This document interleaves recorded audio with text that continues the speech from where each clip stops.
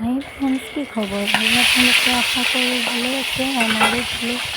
এয়া আকৌ ৰাতিৰ কাৰণে মাছ আনিলে, মাছটো ফ্ৰাই কৰি আছোঁ। ফ্ৰাই কৰাৰ পৰা দেখুৱাইছোঁ। এয়া ল'লোঁ আম আৰু আলু। আম আৰু আলু মাছৰ জোল বনাম। এয়া পানী দি ল'লোঁ কুকাৰত। নিমখ অলপ দি দিছোঁ কুকাৰত। এয়া আকৌ বেটিয়ে তাৰ মাজতে ভাত খাবলৈ লাগে। দাইলটো হোৱাই নাই, নিমখ আৰু ভাত দিলোঁ। এয়া হুচেল মাৰিলে। এয়া পিঁয়াজ দিলোঁ, নহৰু অকণমান দিলোঁ,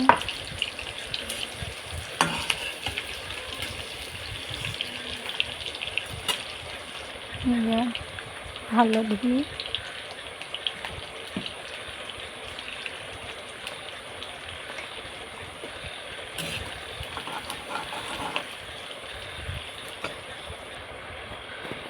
সিজাই থোৱা আছিলে, সিজাই থোৱা আম আৰু হেৰি থেতালি ল'লোঁ হেতাৰে, সেয়া দি দিলোঁ।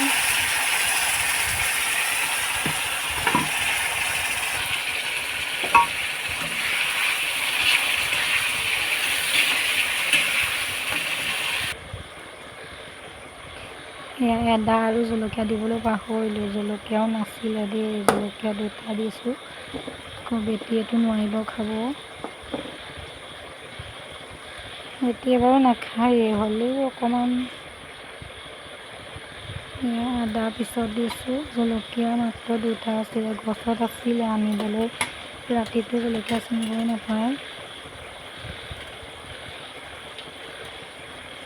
এয়া মাছ দি দিলোঁ।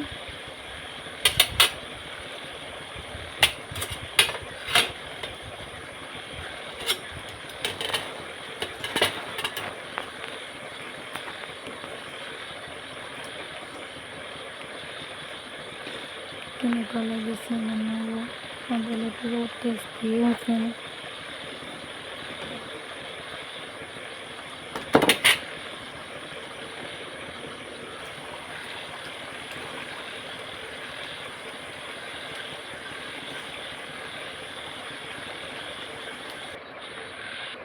এয়া ৰেডি হৈ গ'ল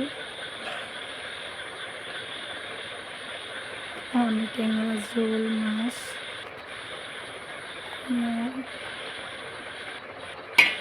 আলু ভাজি আছিল, সেইটো দেখুৱাবই নহ'ল। এয়া আকৌ ছাইডতে এয়া বগৰী, 2টা পকৰীও আছে। নেমু দিলোঁ। এয়া নেমু, ভাত, মাছ ফ্ৰাই, আলু ভাজি, বগৰী আচাৰ, পকৰী, মগুৰ পকৰী হয়। কেনেকুৱা লাগিছে জনাব। খাইটো বহুত টেষ্টি পালোঁ। এয়া ৰাতিৰ সাঁজটো আপোনালোকে বাৰু কিহেৰে খালে জনাবলৈ নাপাহৰিব।